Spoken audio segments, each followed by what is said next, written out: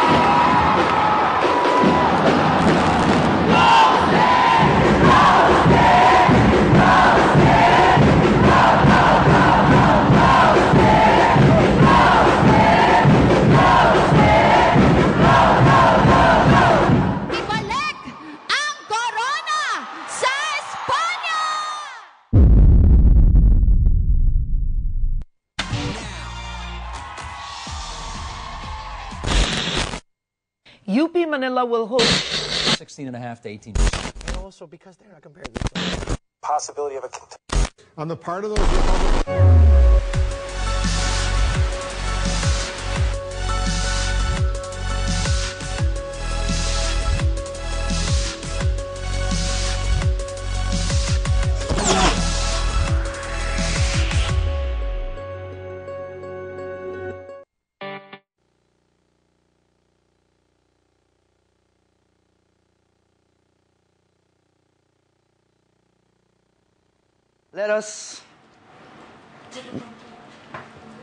But before we continue, let us go back to orient ourselves with the latest events on UAAP here on Hustle, the UAAP Sports Update.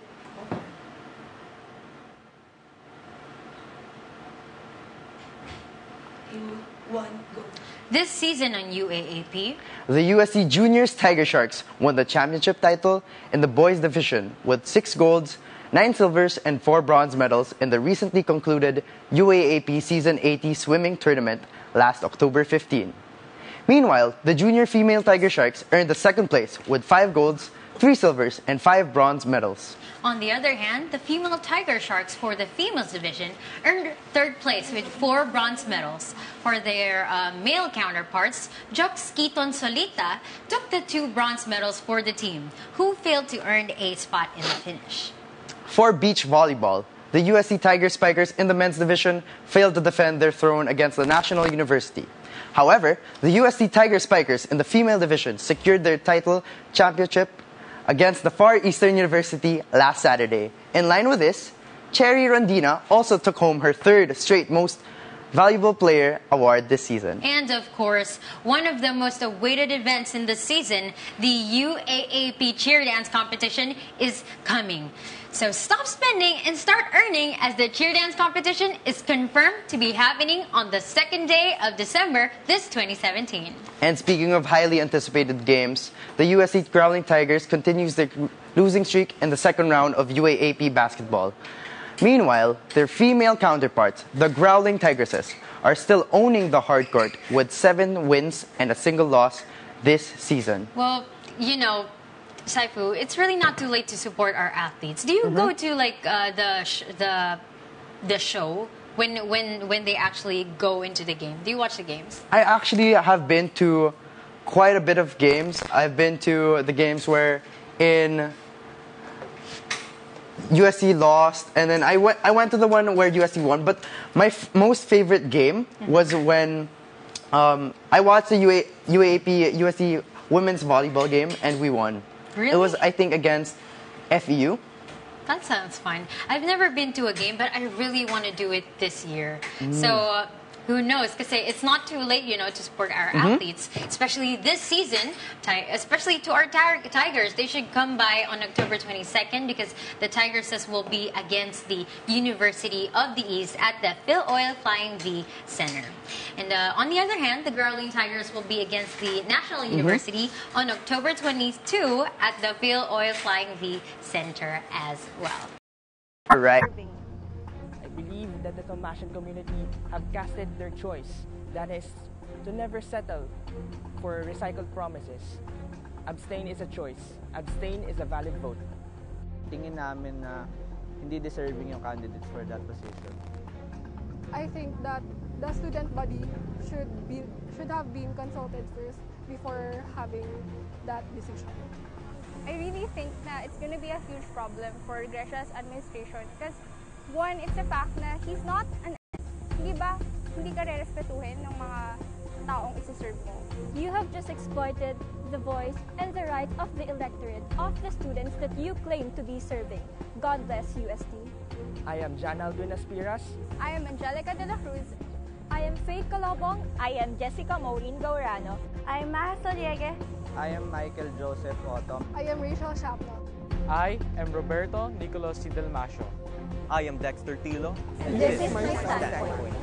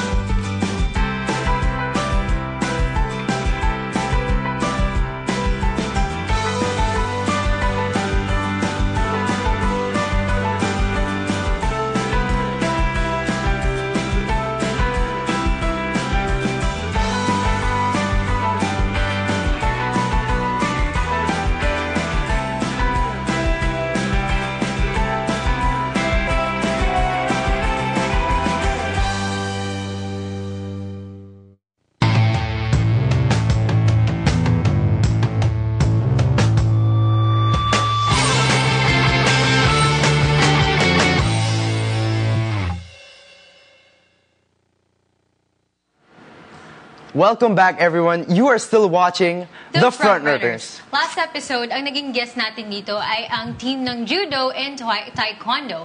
The reason why is their stellar performance last season. Ngayong Season 18 naman, another team of athletes are shaping up and mukhang magkakaroon rin tayo ng isa pang stellar performance this season. And who are we talking about? Let's watch this.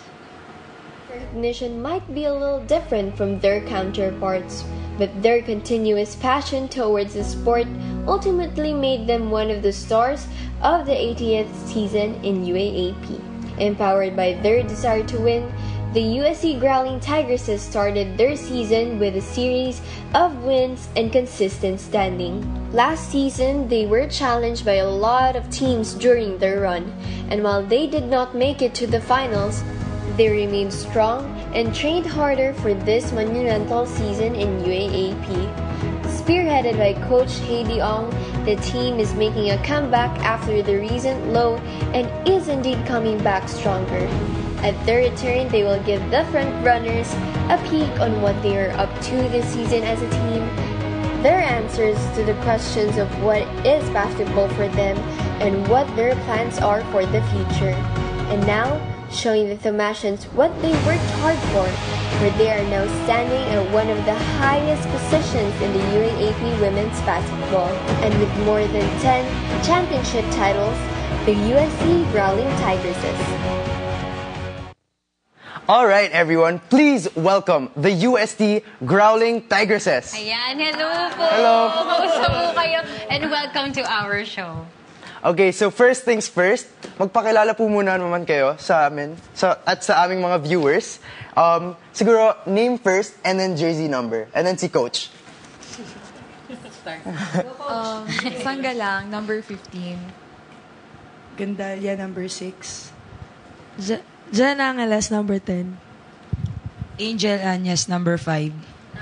Bets Peña Flor, number 12. And then si Coach po. Coach Heidi. Yan.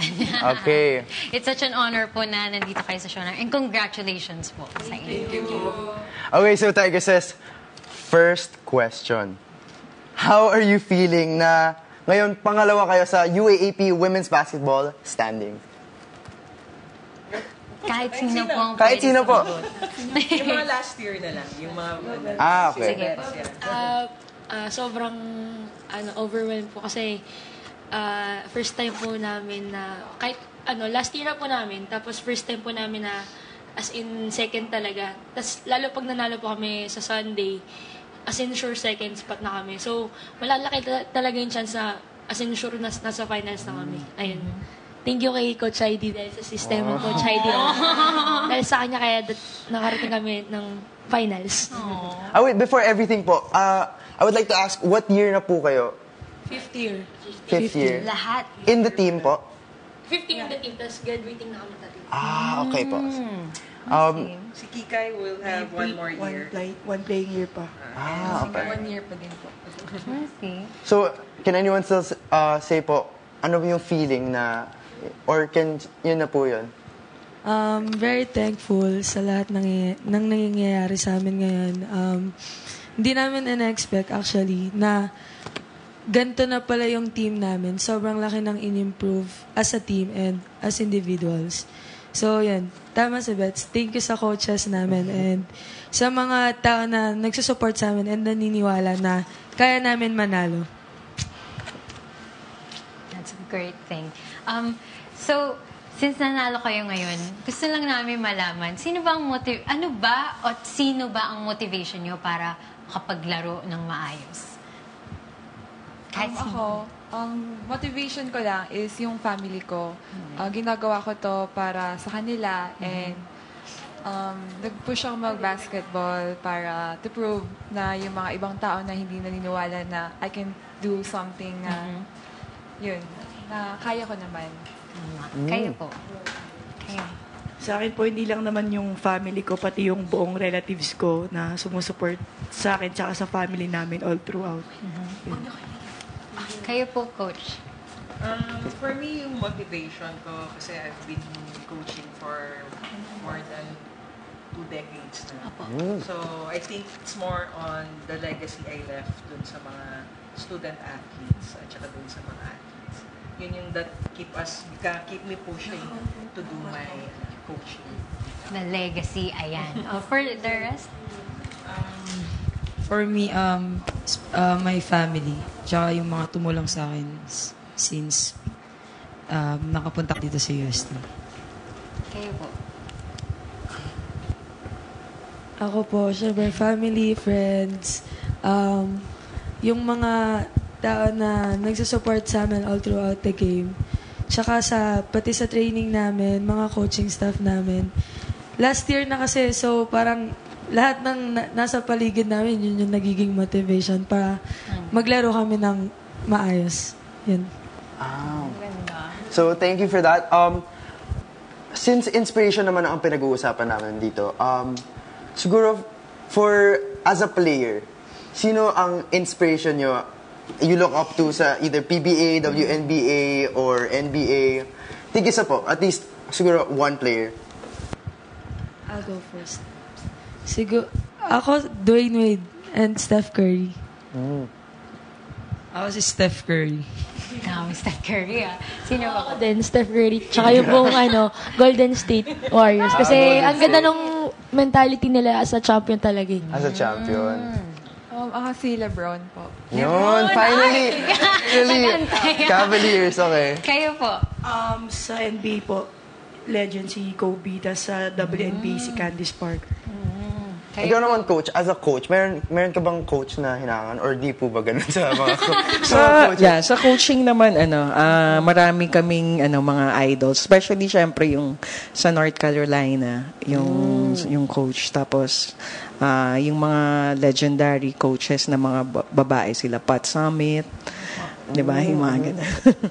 Speaking of inspirations, gusto ko lang matanong, medyo, kasi nandun na rin naman tayo sa topic, meron ba kayong inspiration, like main inspiration, if you know what I mean? Tabi na muna tayo sa mga players at sa mga motivations. Inspiration ba kayo dyan? Meron ba? Meron po. Meron po. Yan, umamin na kayo. Ayan. Wow. Sige, umamin na kayo. Dahil si Coach. Grabe naman. Sino? Sige. Time yun na po para batiin sila dahil manamang baka na Hi, Sophie. Wow! Kayo po, baka parents! Hi, Hindi Van. naman kayo. Kayo. Hi, Marion. Kaso nasa UP siya eh. Kayo po. Hi, GP. Kayo, Coach. Yeah, hi, loved ones. Ang ganda. O, sige. Okay, sige. Back to the UAAP. From last season, how did you grow as a team? So, since last season, lahat naman kayo were on the team, how did you guys grow? Ako muna. When we started kasi last year, sabi ko nga, nung season 79, I started with my staff nung June na. So, it was talagang parang chop suey kami kasi medyo maiksi yung oras namin to prepare. So, after the UAAP last year, sabi ko sa staff, we have to start training the girls kung ano yung mga kulang namin. And then, nag-prepare kami for the past 10 months. So, ito siguro yung resulta kasi talagang nagtrabaho yung mga bata. Ma'am, sa tingin niyo po, this applies for everyone, sino ang toughest rival ninyo po? Of course, yung NU. They're three-peat champions from last 3 seasons. So, they're unbeatable. Wala pa silang talo. The record that we have, yung 8-1, yung 1 loss namin came from NU. So, I think NU will be the toughest rival for the women's basketball this season. Well, ano naman po tayo, lihis naman po na tayo ng onte. Ang tanong ko lang po, bakit basketball? Yan. Siguro kasi daddy, tito ko, siguro na influensyahan. Influence. Kayo po? Ako, kasi mga kalaro namin, parang lagi akong napapanood kasi puro basketball. So, since bata ako, yun na talaga yung sports na tutunan ko eh. Tsaka din sa mga tito ko, mga pinsan ko na naglalaro din. So, growing up, parang na-influensyahan na talaga kayo ng basketball. Kayo po? Ganun. Mga tito, pinsan. mga laking talaga. Mga laking court talaga. Kasi yung court namin nasa alas tapat lang ng bahay namin eh. So, yun. Actually, ang saya nun kasi nakakasama maglaro mga tito mo. Yung iba, hindi nila nakakalaro, di ba? Kayo din po ba ganun? Ako, galing akong volleyball talaga. Never ko na-expect na maglalaro ako sa basketball. So, ayun, tinry ko lang and then nagustuhan ko naman siya. Wow, tinry niya lang. Asan na siya ngayon? Diba? Kayo po? Yung sa akin naman, literal, paglabas lang ng bahay namin, basketball court na. So, nakaka-curious talaga. So, kailangan talaga i-try. Kayo po, Coach? Nung mga beginning pa lang po.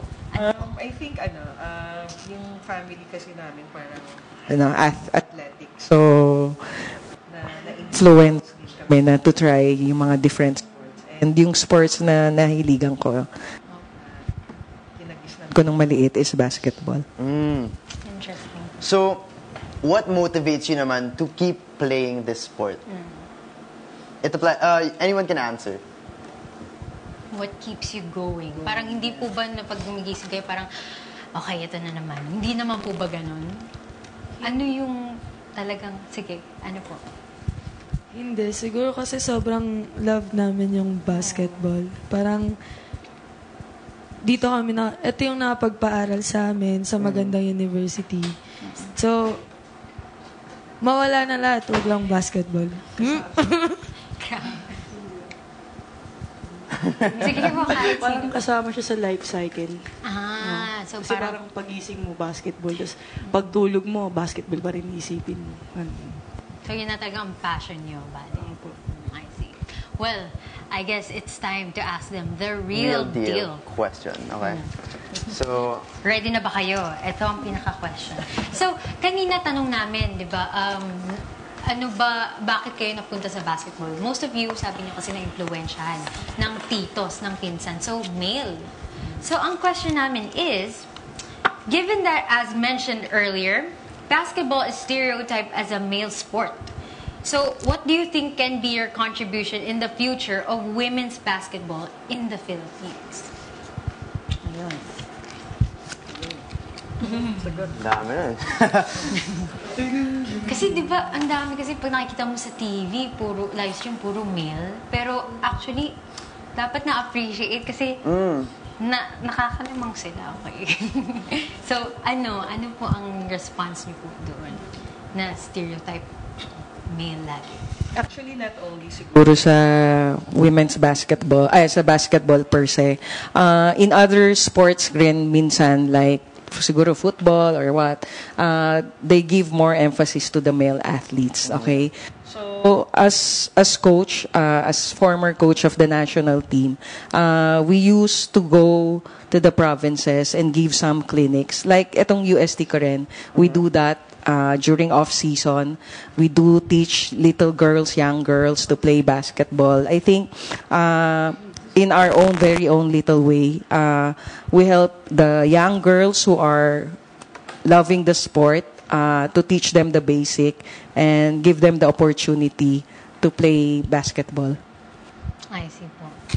Kayo, ano po ang masasabi niyo na lagi na lang daw lalaki ang nagbabasketball? Siguro yung ano na lang. Kung kaya ng mga lalaki, mas kaya namin mga babae. Okay, so thank you, ladies. Thank you so much for going here and answering our questions. And congratulations po. Thank you po. Thank you po. Thank you. Okay, so next up, the former Growling Tigers will be sitting down here with us later to answer some of our questions. We'll be right back here on The Frontrunners.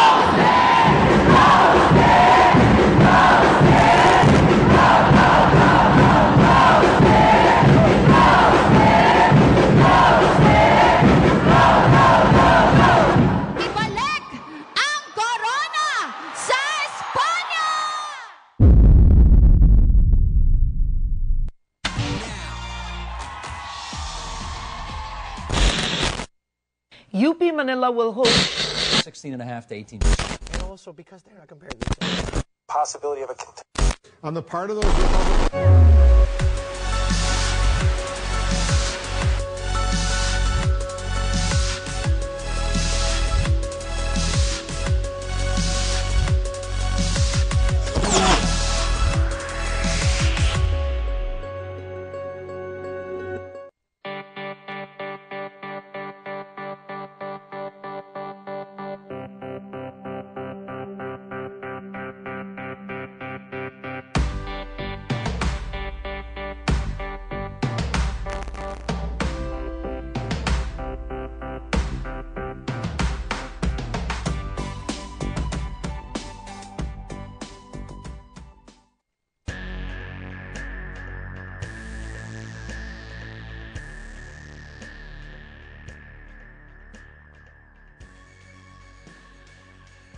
In light of the recent events currently transpiring in the university, wherein the UST Central Judiciary Board approved of Russia's motion to absolve all abstain votes, what is your standpoint?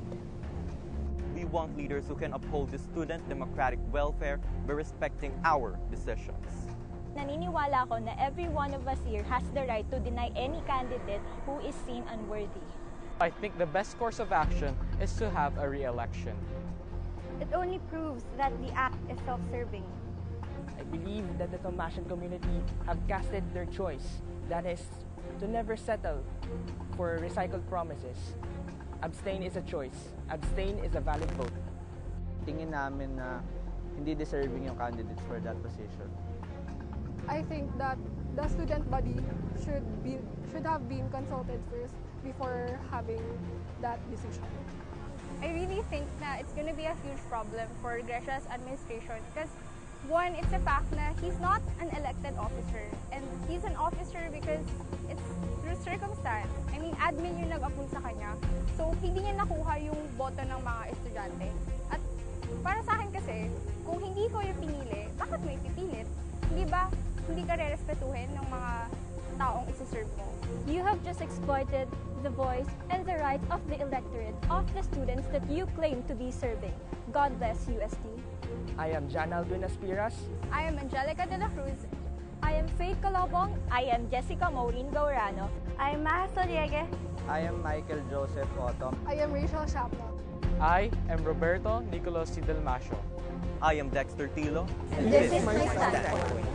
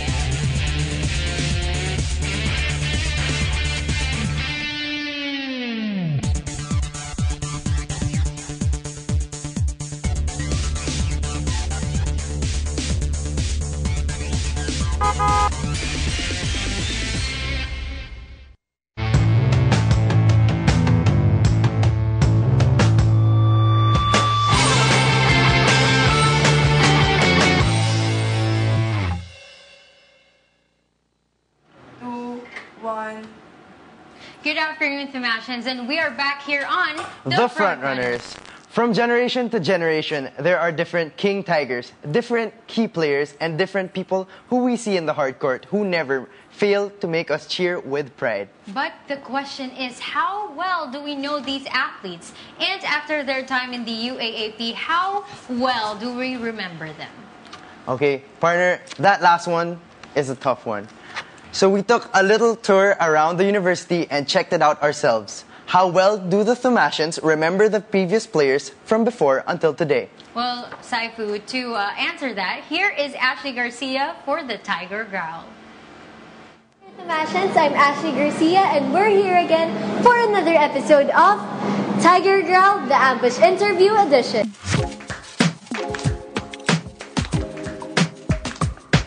Today we will be walking around UST and we'll ask some students about one of the most highly anticipated sport of this season, which is basketball.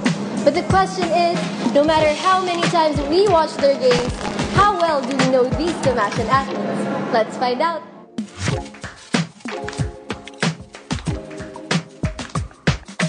Last September 9, the UAAP kicked off with a good start, in our basketball team, the USC Growling Tigers, made several adjustments in their roster by mixing in new faces and retaining veteran players in their lineup.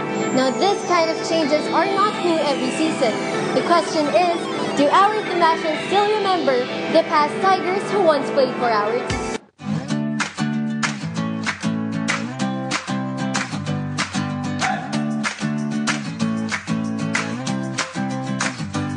So, ayan guys, we are with Kuya Eddie. Kuya Eddie. Yes. So, Kuya, today may papakita kaming picture sa inyo and you have to tell us the name of the said personality. Yes. Pero, before niyan, dapat may deal tayo, Kuya. Anong deal? Libre yung ice cream pag di mo nasagot. Okay. Deal yan, Kuya. Okay. Alright, so, your picture is... Derek Peng. Derek Peng is... Correct! Wala akong libreng ice cream, guys. So, Jerry Teng earned the Rookie of the Year award and he is also known as the King Tiger alongside Jeric Fortuna. Alright, so ngayon magpapakita kami ng picture sa inyo and you have to tell us the name of the said personality. Kaya ba? Siyempre. Alright, Hindi, so... alam mo kaya. Ito yung picture nyo. Sir Christian. Kumuha ni Sir Christian. Sir Christian? Guys, hindi ito prof nyo. So, Basketball player pala. basketball player. Tiger ba yan? Tiger. Yeah, he is a former Tiger and hint, galing siya sa Ginebra team. So, former PBA player rin siya. Layo. Kevin Perez. Kevin Perez! 2014 yun. Late lang yun. Wait lang. Kevin Perez, is that your final answer? Final answer. Final answer. Yun na ba? Mata mo si Kevin Perez. Manguhula na naman. Ano na yan? May mga nasa nauna pa tayo nauna. Di ko alam. So, Kevin Perez is your final answer? Final answer. Kevin Perez is incorrect. This player's name is Baldavid. Now, Baldavid is another iconic man in Tiger history when his field goal at the dying seconds of Game 2 allowed the Tigers to win against the DLSU Green Archers in the championship series. So, your question is, sino ang nasa picture na to? Si Coach Pido.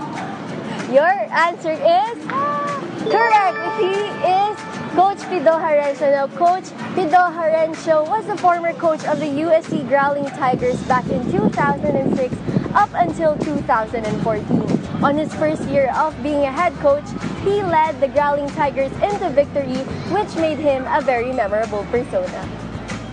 Alright, so the picture is... Dylan Ababu. Dylan Ababu is correct. Dylan Ababu was one of the iconic players of the USC Growling Tigers who won against the Ateneo Blue Eagles back in 2006. And on 2009, he won the Sixth Man Award. And on his last year in UAAP, he also won the Most Valuable Player Award.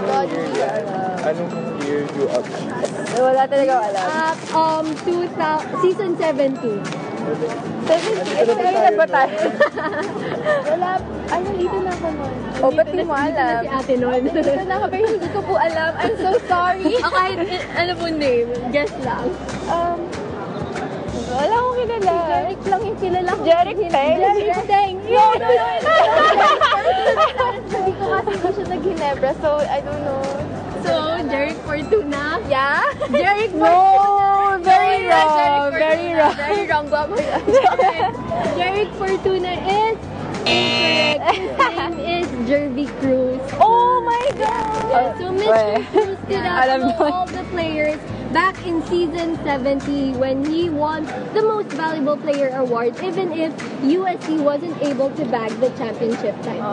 So, your photo is Aljan Mariano. Former King Tiger.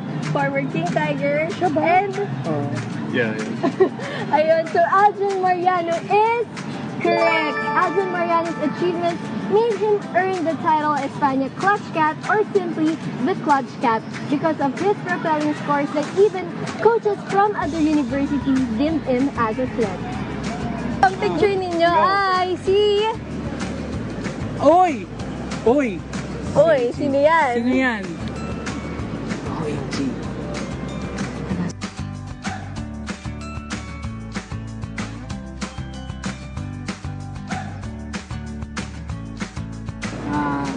Sirat na, guys? Gina ako, men. Sige, sirat na. Sirat na. Alright, the correct answer is Cyrus Baguio. Familiar? Yeah. Cyrus Baguio is a former Growling Tiger and now a PBA player. He's one of the key players back in season 65, and he was also named as Kairos, which means that he reached the heights of James Yap, Rich Alvarez, Enrico Villanueva, Mike Cortez, who are dubbed as the deepest mythical five of their time. Alright, so the photo is... Marvin Lee. Marvin, sorry. Hindi na-mix ko kasi, sorry. Alright. Hindi ko narinig. Sino? Munti ko rin sabihin, Bonleo. Marvin Bonleo. Alright, so your final answer is? Marvin Lee. Marvin Lee is correct. So Marvin Lee is the King Tiger of the season and is off to leading the USC Growling Tigers into victory this UAAP Season 80. Ever since, the Filmation community never failed to support our USC Growling Tigers from their games from the past seasons and of course, this Season 80. Kaya naman from this, we are sure that our athletes gain strength and motivation from the people who continuously support them. Kaya let's keep the fire burning and support them on their games this season by taking the hopeful side and supporting them in bagging the championship title. Once again, I'm Ashley Garcia, and this has been Tiger Girl, the Ambush Interview Edition.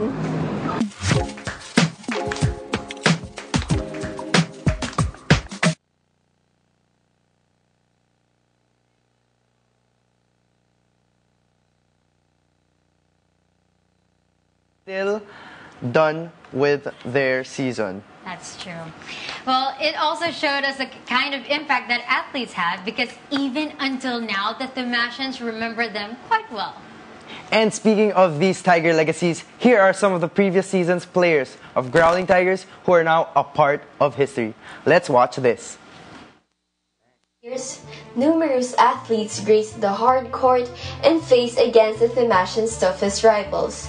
These people remain proud in representing the Thomasian Yellow Army from the highest moments to the deepest rock bottoms. From different seasons, from different generations, the Tiger pride inside these athletes never wavered. These athletes may have gone past their time in UST, but they are never forgotten. Number 18, Louis Vigil began his sports career when he played for the Jose Rizal University Light Bombers. Vigil entered UAAP when he got into La Salle University, but eventually transferred to the lair of the USC Growling Tigers until the end of his UAAP career. Number 19, his game-winning free throws was one of the best moments that was fondly remembered from Kent Jefferson Lau. This former Tiger buried the free throw in the last 1.1 second but secured victory for the Tigers from the Falcons last season 7-7, and eventually graduated from UAAP and USC, leaving behind the momentous memory that everyone could fondly recall. Number 8, this Tiger brought the USC's name in the National League and brought pride to the entire Fimashan community, remembered greatly because of his dunks. This growling Tiger continued playing basketball after his days in UST.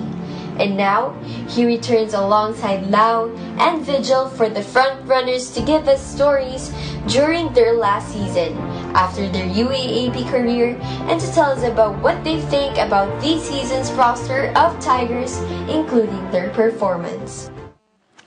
Ladies and gentlemen, please welcome the former Growling Tigers, Kent Lau and Louis Vigil. Hello po, welcome. Hello po. Hello. Okay, so welcome to the Frontrunners. Why don't you please introduce yourselves along with your former jersey number? Kent Lau, jersey number 19. Louis Vigil, number 18. Aside from that, unfortunately, Cyrus Baguio couldn't make it here today. But currently, we have him on the phone. Okay. Hi, Cyrus. Hello. Hello. Hello. Hi, hello. Hi. Good afternoon, everyone. Hello po. Mr. Cyrus Baguio, kumusta Hello. po kayo? Hi, good afternoon. Power. Okay. Okay naman. Ito, bakasyon. Resume namin practice next week para sa All Filipino. So, Mr. Cyrus Baguio, meron po ba kayong message para sa mga Thomasians or sa UST Growling Tigers? Ano ba message ko sa may rules lang ako na gustong sabihin kasi itong rules na to natutunan ko to kay Coach Yeng. So, number 1 is preparation is the key to success. So, ibig sabihin, kahit anong mangyari, kahit sang field tayo, halimbawa lang nasa gera ka, di ba? Hindi ka pwedeng lulusob. So, kailangan mo talaga mag-prepare. Just like basketball, di ba? Yes. Kailangan natin mag-prepare para pagdating sa laro, ready tayo. And number 2 is to develop physical and mental toughness. Hello? Yes po. Yes po. Yes, physical and mental toughness. Hindi siya pwedeng physical, hindi ka pwedeng physical lang, hindi ka nag-iisip. Yes. Hindi rin pwedeng puro utak lang. So, kailangan dalawa yan. And number 3, submit your ego for the good of the team. So, importante yun dahil siyempre, basketball is a team sport itapon na natin yung mga personal goals, di ba? Siyempre, isa lang yung gusto natin mag-champion. Siyempre. And number 4 is, you are the sum total of every decision that you make. Kahit anong gawin mo sa buhay mo, ikaw pa rin yung sum total ng lahat ng mga decision na yan. And then number 5, siyempre, prayers.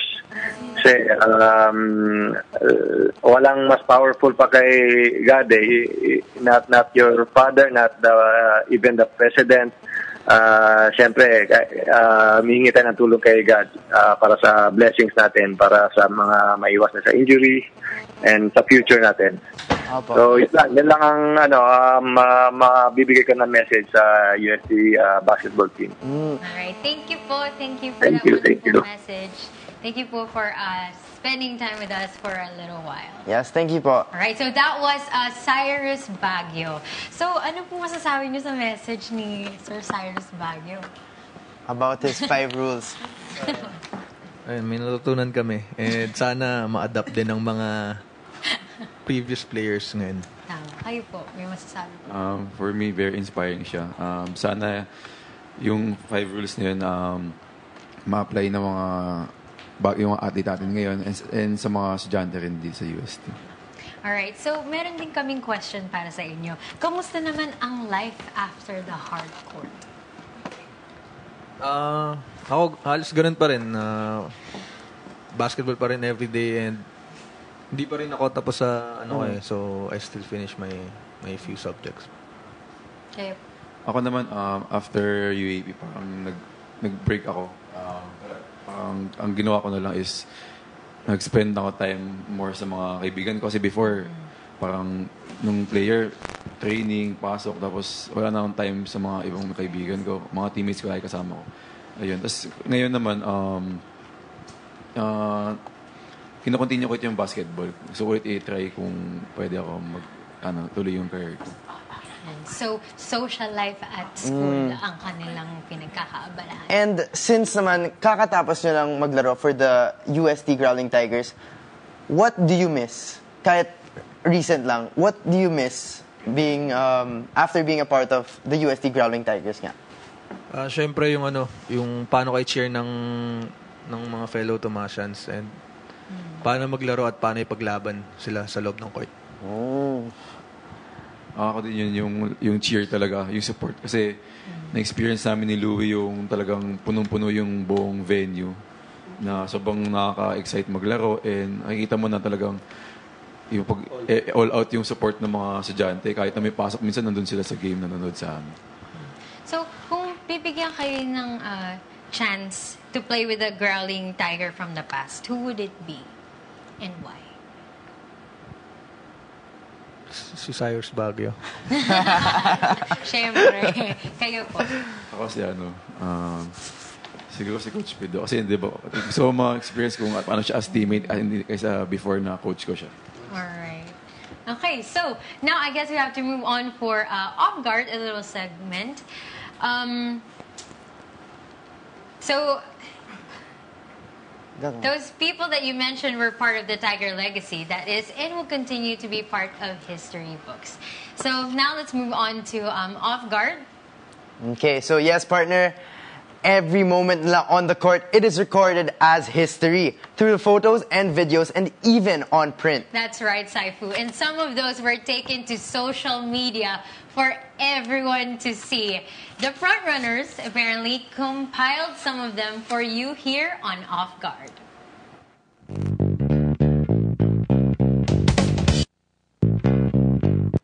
Alright, so let's take a look at the first photo. Ayan, ito po ang photo. Ano pong masasabi niyo dyan sa moment na yan? Ano pong naaalala niyo? Intense. Intense ang moment na to. I'm looking for an open teammate bago dumrive. So, nakatingin ako dyan pero saray talaga ako nakatingin. Very siya. Silip lang, silip. So, next photo. Ayan. Ilang taon po kayo dito? Saan nakuha yan? Tagal na yan, mga 5-4 years ago siguro. Nag-5-4 years, so naglaro na kayo sa... Rookie year ko na naman. Rookie year. Ito, interesting question. Ilan, 5-4 years ago? Nung 5-4 years ago, nasa isip niyo na ba na mapupunta kayo kung nasaan kayo ngayon? Hindi. Hindi, syempre, pero through hard work and syempre, in practice every day, dapat fruit of labor yan Kung ano yung, kung ano yung tinanim mo, yun yung harvest mo. Nasa isip niyo na ba na, okay, itong gusto kong mangyari pag sumali? Oo naman. So, may aspiration na ba? Okay, so let's move on to the next photo. Ayan, si Kent naman. Ano namang mapasok Okay, sa so isip Kent, mo? anong masasabi mo sa photo na to? Ano iniisip mo dito? Wala lang. Wala kasi, ang boring kasi ng IG story kasi yan parang after namin mag-basketball nung Sunday morning. So parang ang boring lang. Wala ang nangyayari sa IG ko. So recently lang. Bumerang ata. Kailan last Sunday lang. Last Sunday lang? Diba? Updated kami dito. Updated kami, syempre. Ikaw ba talaga yan? Gayahin mo nga. Joke lang. Abangan nyo lang next Sunday. Okay, so yun nga, narinig nyo, abangan nyo sa IG story ni Kent Lau ang kanyang next phase. Next Waki. Sige, pag-isipan ko kung ano. Okay, let's move on to the next one. Ayan. Pwede niyo po ba sabihin kung sino po yung kasama niyo dun sa photo? Si Jamil Sheriff. Actually, ito siya yun. Tabi-tabi lang siya in the studio right now. Ayan. Ano po masasabi niyo sa chemistry niyo tatlo? Kasi lagi kayong magkasama eh. Para, Siyempre, through the years. Since rookie year kasi namin, kami na yung magkasama eh. Tapos hanggang ngayon, nandito pa rin. Best friends na in real life. Parang gano'n na rin. Oo. Ang saya naman. So, for 5 years? 5 years kayo na talagang magkakasama. So yun nga po. Thank you. That's the end of our off guard. And before we actually end, para makapag-hi naman po, pasok po ang ating third guest. Ayan. Sige po. Special guest. Na sabi nga po ni Kent at saka ni Louie na matagal na lang nakasama. Please introduce yourself and yourself for us. your jersey number. I am Jamil Sheriff, number 6. Okay. May sabi po ba kayo sa photo na ito, which actually proves your chemistry over the years? Oh yeah, this was I think our last game of the season last year, and it just really was a long road, and I was happy to spend it with these two guys. So, what can you say about your friendship with the two of them? Are they fun to be with, even during the game and after the game? Yeah, I would say we have a pretty good relationship.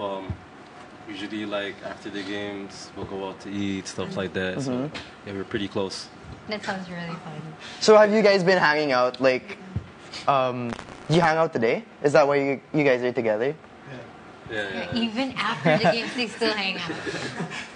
Okay, so thank you for being here on. Pwede pong isend sa amin. Okay. Surely the the Frontrunners team will surely send you that photo.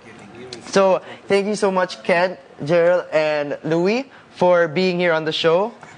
And in addition to that, our team also got several messages from other former Tigers who are sending their support to the team. Let's watch this. Hi Tigers, good luck with all your remaining games. Always remember to play with heart, play with pride, and always be proud in representing and playing for the UST. So ayan, right now, we are with the one and only Coach Boy Sablan. So Coach Boy, may message po ba kayo for the Tomasian community para pagpatuloy na supportahan ang ating UST Growling Tigers this season? First of all, support ng UST. Although, sabi nga ni Alumni President Sir Henry, it's really easy. And yet, kahit ito na nangyari, yung mga players nandun, confidence nila, nakuha nila this year. Hopefully by next year, papakita ng mga players natin. And one thing pa na message ni Sir Henry, we are just one family. If your son, your children nagkaroon ng problema, huwag natin tapakan, iangat natin yun ang pamilya. Yun ang message niya. So, very inspiring para sa amin. Yung president ng Alumni, Sir Henry, bumibisita dito sa practice namin twice. Give this message and give this support. Okay, to all Tomasian athletes, good luck, play hard, pray hard, stay focused, and play with pride. Thank you. Okay, thank you so much, Growling Tigers, for coming here today. And thank you for the, pinayagan mo kami ambushin ka. Well, I guess the entire Tomasian community is thankful for the dedication that you offered in the past. And we are sure that your names will be remembered in history. And in the meantime, go grab your tickets to Tomasians. We still have a lot of games to watch this season. 80. So start preparing your yellow shirts for the game days as we all cheer. Go, Ste! This UAAP season, we'll definitely be waiting for your loudest cheer on the Phil Oil Flying V Center for the upcoming games. That's right. And this season, we will join our athletes as they defend our rightful throne in the overall championship.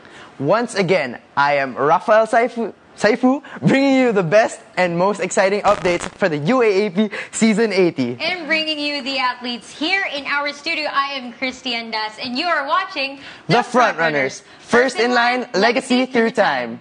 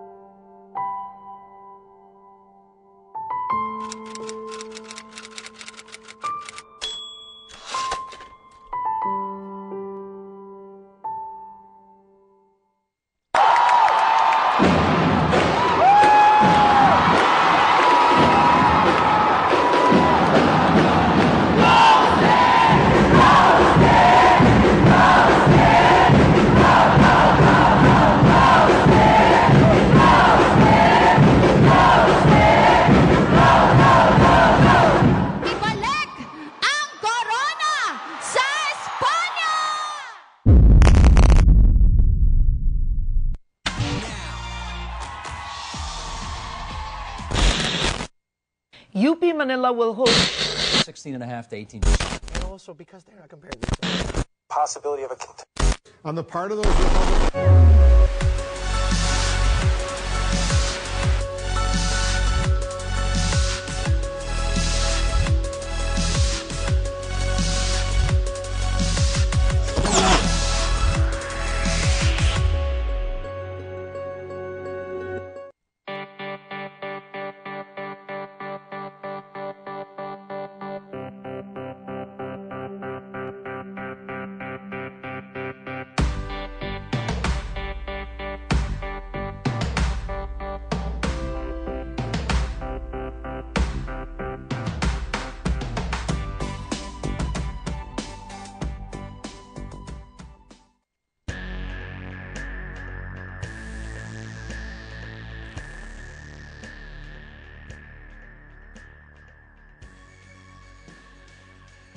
In light of the recent events currently transpiring in the university, wherein the UST Central Judiciary Board approved of Russia's motion to absolve all abstain votes, what is your standpoint? We want leaders who can uphold the student democratic welfare by respecting our decisions. Naniniwala ako na every one of us here has the right to deny any candidate who is seen unworthy. I think the best course of action is to have a re-election. It only proves that the act is self-serving. I believe that the Tomasian community have casted their choice, that is, to never settle for recycled promises. Abstain is a choice. Abstain is a valid vote. Tingin namin na hindi deserving yung candidates for that position. I think that the student body should have been consulted first before having that decision. I really think na it's gonna be a huge problem for Grecia's administration because one, it's a fact na he's not an elected officer and he's an officer because it's through circumstance. I mean, admin yung nag-approve sa kanya. So, hindi niya nakuha yung boto ng mga estudyante. At para sa akin kasi, kung hindi ko yung pinili, bakit mo ipipilit? Hindi ba, hindi ka re-respetuhin ng mga taong isi-serve mo? You have just exploited the voice, and the rights of the electorate of the students that you claim to be serving. God bless UST. I am Jan Alvin Aspiras. I am Angelica de la Cruz. I am Faith Calobong. I am Jessica Maureen Gaurano. I am Maja Soliege. I am Michael Joseph Otto. I am Rachel Shapno. I am Roberto Nicolas Sidalmasio. I am Dexter Tilo. This is my standpoint.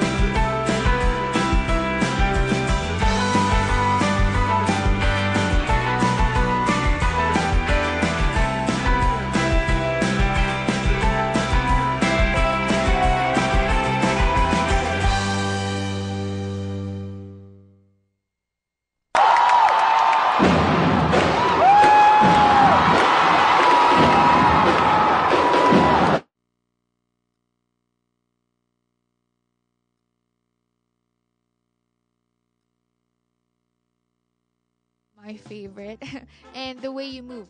The album won the Grammy Award for Album of the Year and was certified diamond by the Recording Industry Association of America. Outkast next released the soundtrack for the 2006 music film Idlewild, which they also starred in. So in 2007, the duo went on hiatus, and both members have since pursued solo careers. In 2014, Outkast reunited to celebrate their 20th anniversary by performing at more than 40 festivals worldwide in 2014, beginning at the Coachella Festival in April. Not everyone, but everyone from LA and is in LA goes to Coachella. So I guess they had the opportunity to watch them reunite. The duo is one of the most successful hip-hop groups of all time, having received 6 Grammy Awards between 6 studio albums and the greatest hits release. Outkast has sold over 25 million records. Meanwhile, they have garnered widespread critical acclaim with publications such as Rolling Stone and Pitchfork Media listing albums such as Aquemini and Stankonia among the best of their era.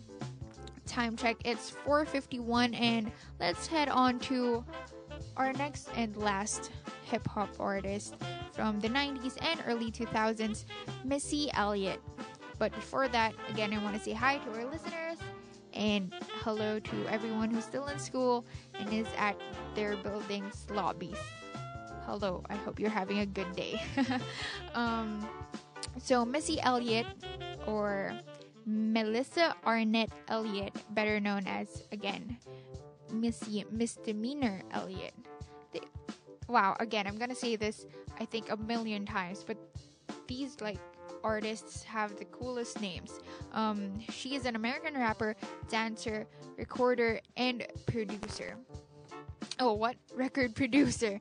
Elliott embarked on her music career with an all-female R&B group, Sista, in the early 1990s, and later became a member of the Swing Mob Collective along with childhood friend and longtime collaborator Timbaland. I think his name has been up for 3 artists already, so he's a well-known collaborator with whom she worked on projects for Aaliyah, 702, Total, and SWV, which my mom listens to a lot. Just one song from that album actually, and we play that in the car every once in a while. Following several collaborations and guest appearances, she launched her solo career in 1997 with her debut album Super Duper Fly, which spawned the hit singles The Rain, open and close parenthesis, Super Duper Fly, and Suck It To Me, which is the clothing suck. The album debuted at number 3 on the Billboard 200 and is the highest charting debut for a female rapper at that time. So she was really successful in her era. Elliot's following